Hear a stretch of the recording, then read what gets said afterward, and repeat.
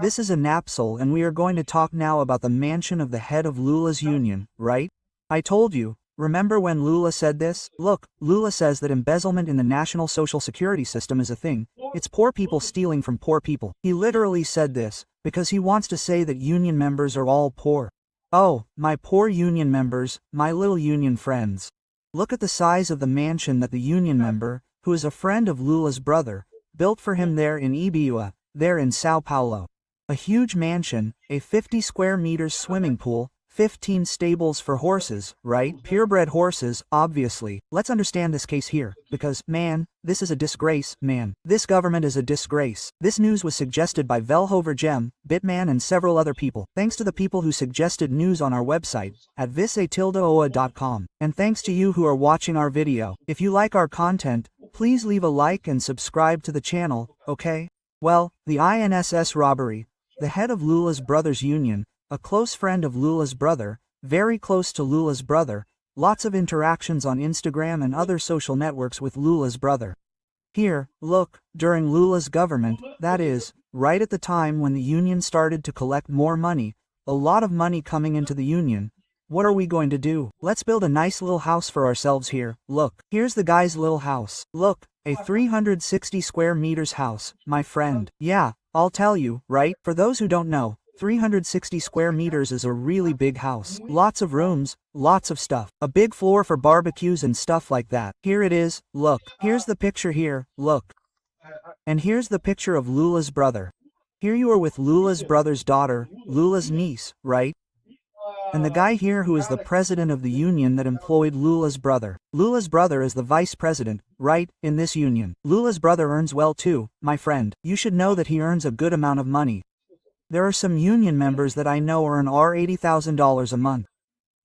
The union presidents, union leaders out there, earn well. Damn, these people, why? Good life, damn it. You don't have to do anything, right? The union leader doesn't do. In the end he just collects and it's a union member thing, right?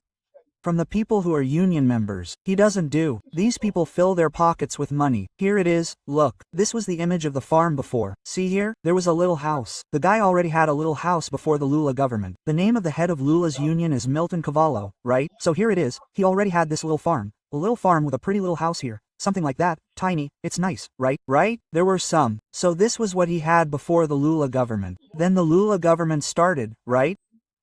The first thing the union did was ask the Lula government to relax the rules for deducting INSS discounts. You remember that, right? During Bolsonaro's time, Bolsonaro cut discounts. Everything had to be suspended. And then the person had to call the NSS to authorize the discount. And then, in other words, this got in the way of these people. How are they going to steal from retirees like that? It's hard to steal from retirees like that, right? Then the Lula government arrived, damn, everyone celebrated in all the unions in Brazil, right? People made stupid people vote for Lula, for a thief, who everyone knows is a thief. Then, look, what did he do right away? He started the construction, man. He started building here. Building a big house here. Then he built a swimming pool here and then he expanded here. He built another business. I wonder if this is the stable here. I don't know if this is the stable here or if it's a place for barbecues. For having barbecues here, right? A little soccer field over here. I don't know what this is here. Maybe a garage to store the cars, right? The millionaire cars. Here's him with Lula's brother. Here is the horse. And here is Lula's brother and Lula's niece, right? It says here that she is Lula's granddaughter. I wonder if she is Lula's granddaughter? I don't know. I don't know if she is Lula's granddaughter. Because if she is the daughter of Lula's brother, she is Lula's niece, right? She is not Lula's granddaughter, right? Or maybe she is Lula's granddaughter who is here with her uncle. I don't know who it is. What it is here, right? Anyway, close to the family. Absolutely close to the family. Obviously, it's obvious that Lula helped these people here, right? The poor, as Lula says, the poor stealing from the poor. Look, any poor person has a stable for 15 horses, right? After all, damn, who wouldn't have a stable for 15 horses? I don't know if you know, but a stable is really expensive, right? Because having a horse is really expensive. When it's a horse that people use on the farm for manual labor, for simple things, it's one thing. But if the guy builds a stable, my friend, it's no longer for a nag horse that you're going to use on the farm, it's for a higher quality horse, right? Yeah, this is the poor person stealing from poor Lula. Yes, Lula is robbing the poor, but these union people are not poor, my friend. There is no one poor in the union, no. And what's worse, It's the worst kind of evil, because they are rich and they are unfairly rich, because they do nothing positive for society, they do nothing positive for workers, they do nothing positive for retirees, they are just deception. So, they are rich and they are the worst kind of rich. They are rich, they get rich by stealing, they don't get rich by doing an by their own merit. These union people, if they did something positive in the end, if there really was something positive, right, they wouldn't need to demand union taxes to think about if the union really provided a good service to its members, did something that members actually see value in. Why would they be fighting so much for union taxes, for union dues?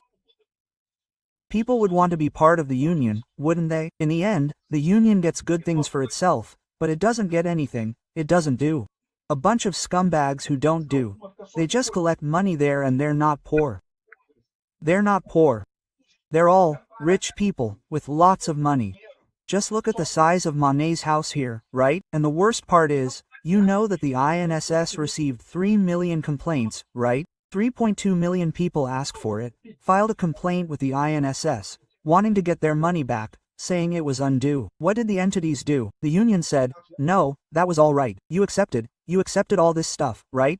Quote, of course they would say that. I warned you that they would say that, right? Now the government is here worried about how it's going to resolve this issue, because there's no way to resolve it. And how do you know they accepted it? Oh, they accepted it because they said it, clicked on the link, I don't know what, damn, that's not accepted. Acceptance is the free and unimpeded signature of the person on a formal document. That's why I say, that mess of acceptance, of digital signature on a computer done over the internet, that doesn't work, that has no legal value, right? In other words, now there's going to be a fight. And what's going on? The government is looking for fiscal space so the government can pay this money back. Now look at this. Lula is going to give money to union members who are his friends, who he really wants to give money to, saying he's compensating people. And it's Lula's responsibility in this story. Lula loosening controls on the INSS, right? Here, look, an entity targeted by the PF that drafted 96 amendments to change the MP to combat fraud in the NSS. The MP to combat fraud that Bolsonaro signed in 2019, which really reduced fraud, made 96 amendments, only one entity that is targeted by the PF. In addition to the others, there are several others, right? Hence the enormous importance of the INSS CPMI, and it may be launched today, okay? Congress will meet today and may open the INSS CPMI. What is that, right? When you bring Congress together, it is the Senate and the Chamber together in the same place, right? And that is where you discuss the president's vetoes.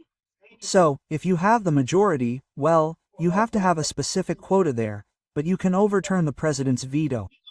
And it is also in this type of meeting that you open the CPMI. CPMI is a Joint Parliamentary Inquiry Committee, a committee that is from the Senate and the Chamber at the same time, right? So, let's see what will happen. Today, June 17th, is when this meeting will be held. Let's wait for the creation of the INSS CPMI, because this guy here is absurd. Look, he has to investigate. This guy has to investigate Lula's brother, because it was Lula's brother who was hired after Lula relaxed the rules, huh? So this is what I'm telling you, corruption is more than expensive, of course. Lula wanted to find a job for his brother, earning well, obviously. He spoke to the union, said, no, relax the situation there and I'll find a job for your brother here. He relaxed the situation, stole a lot of money, built his little house here. Look, how beautiful. I'll tell you something, man, there's a lot of theft in this place. This Lula government is a disgrace. And again, all this here happened during the Lula government. It was from 2023 to 2024, that is, during the time when Lula relaxed the control of the situation, which poured money into the union. This is the problem. This is the negligence that caused this huge problem. Thank you for watching the video until the end. In addition to liking, sharing and subscribing to the channel, consider becoming a sponsor with amounts starting at $1.99. Click on the Become a Member button below to learn about the conditions and benefits of sponsoring the channel. For more information about our project, visit our websites indicated on the screen.